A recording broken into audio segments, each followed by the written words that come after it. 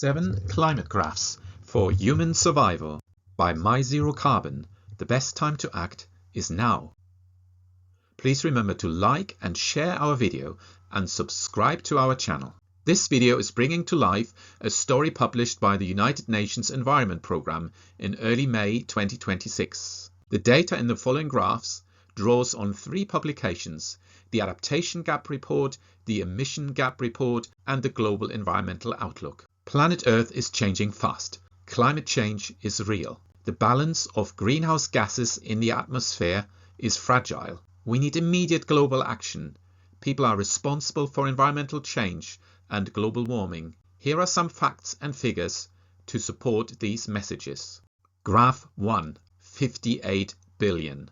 Humans are flooding the atmosphere with greenhouse gases. This graph shows the annual emissions of greenhouse gases between 1850 and 2024.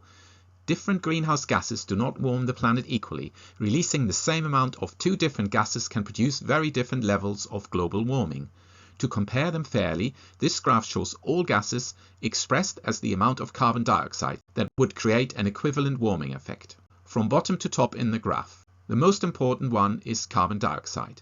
This graph shows carbon dioxide emissions separate from direct burning of fossil fuel and carbon dioxide being released into the atmosphere due to changes in land use and deforestation. Other greenhouse gases have a stronger warming effect than carbon dioxide, but are less frequent. These other greenhouse gases are methane in dark red. They are released from food waste, waste sites, and from defrosting, permafrost. More about that later. Nitrous oxide in light blue, also known as laughing gas, comes from synthetic fertilizers, manure, and also from burning fuel. F gases, dark blue, are fluorinated gases. Their main sources are escape gas from fridges, heat pumps, air conditioning, high voltage electrical equipment, and industrial processes. By the end of 2024, these global greenhouse gas emissions had risen to an amount of 58 billion tons of carbon dioxide. Despite efforts to reduce global warming, greenhouse gases have been increasing. We need to take urgent climate action to reduce global emissions year on year. Graph 2. It's getting hot. You might say the planet's got a serious, life-threatening fever. Greenhouse gas emissions are causing the Earth to overheat.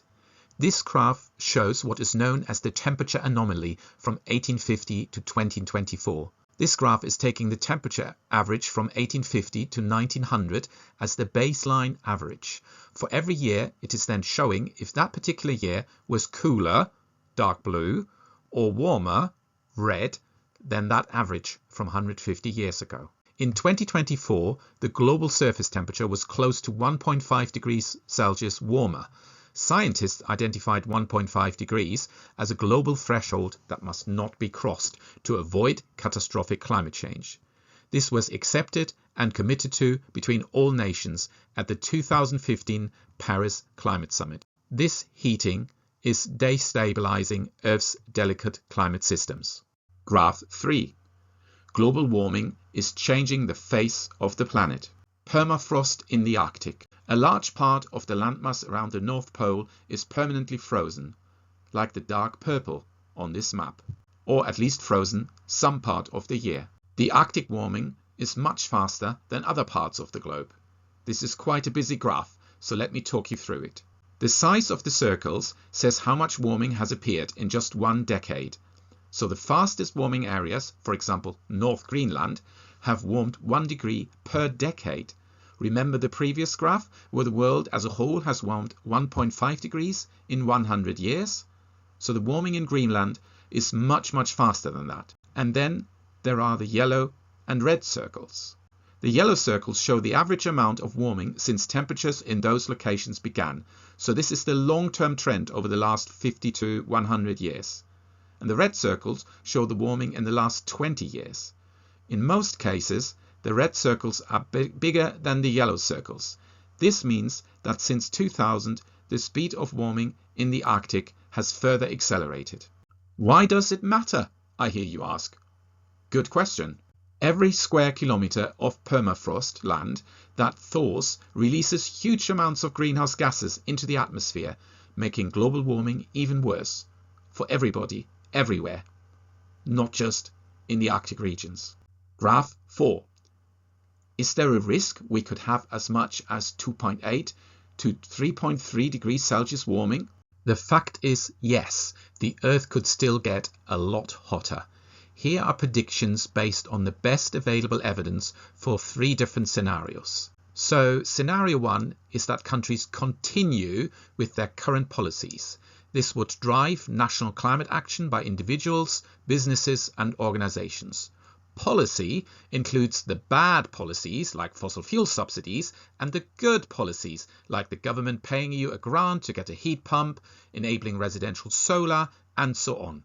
Different studies and different data models lead to slightly different predictions. That is why the graph shows the temperature increase as a range with one central estimate, and that's the number in the big circle. Then you can also see these ranges with a different chance. So in this example, there is a 50% chance we stay at or below 2.6 degree warming, the light blue circle and line.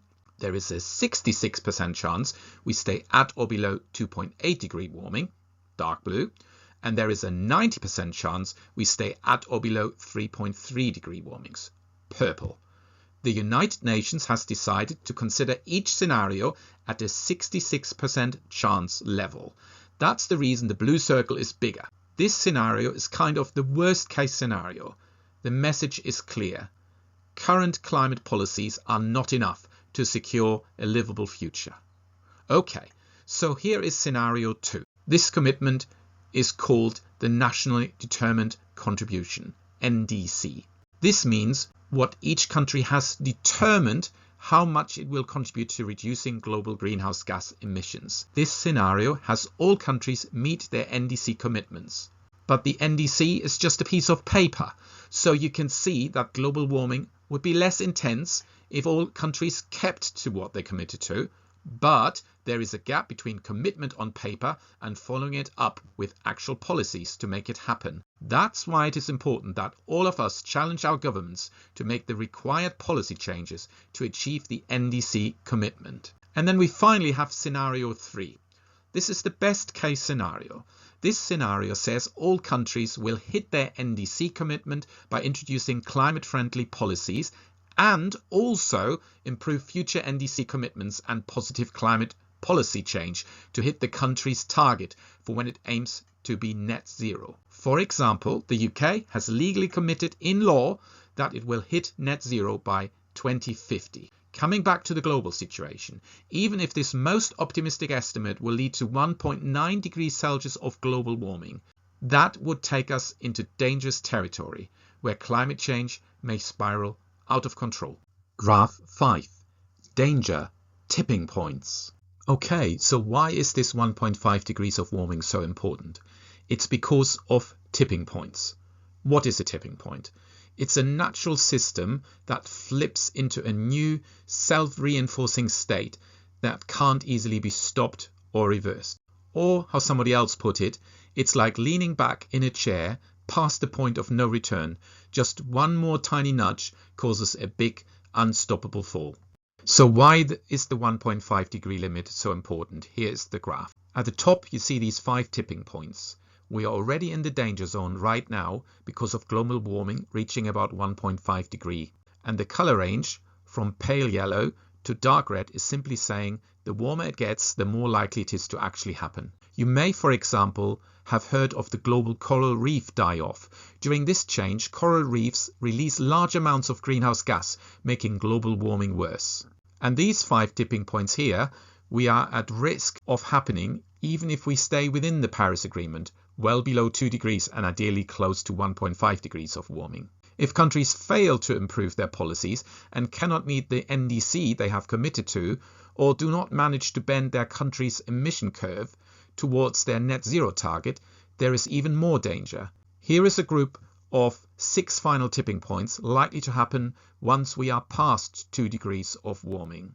For example, the Amazon rainforest, known as the lung of the earth, and in the past a massive carbon sink. It could turn into a grassland savanna and release huge amounts of carbon currently stored in billions of trees. We need to act now to stop catastrophic runaway climate change. Graph 6. $133 trillion US.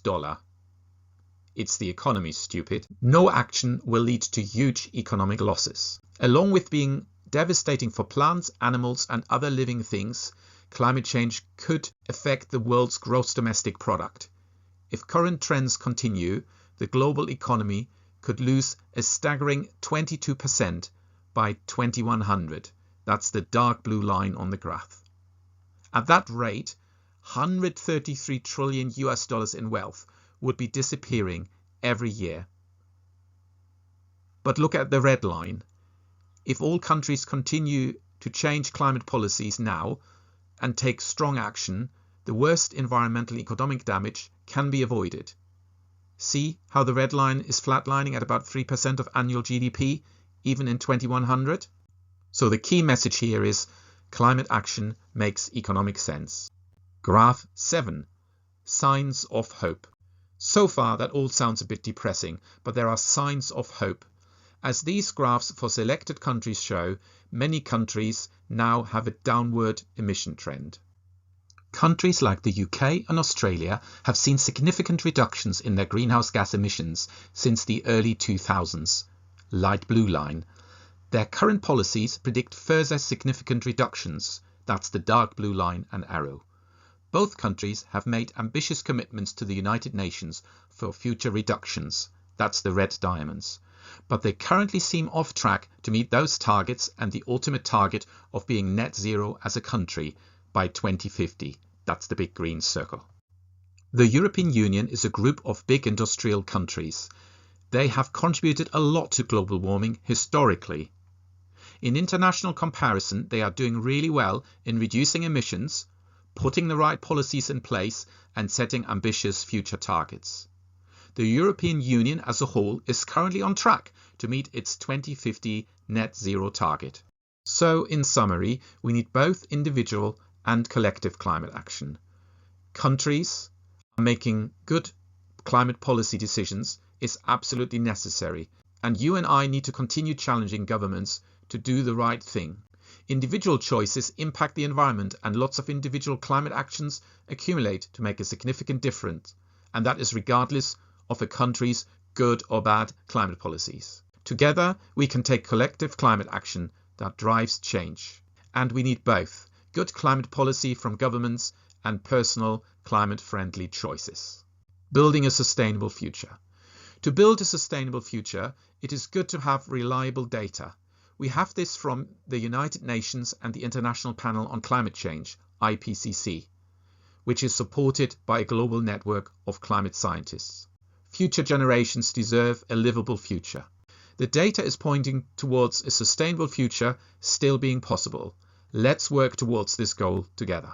And always remember, when many small people in many small places take many small steps, they will change the face of the world. And here is where you can find more information about climate change and climate action, and also videos in other formats. Please consider making a donation to support our work. If you're a UK taxpayer, we would really like you to use CAF Donate, because that will automatically add gift aid. Alternative donation platforms are available. Links in the description below. And there are links to more information like the international studies from the United Nations in the description below. Please remember to like and share this video and subscribe to our channel. My Zero Carbon, the best time to act is now.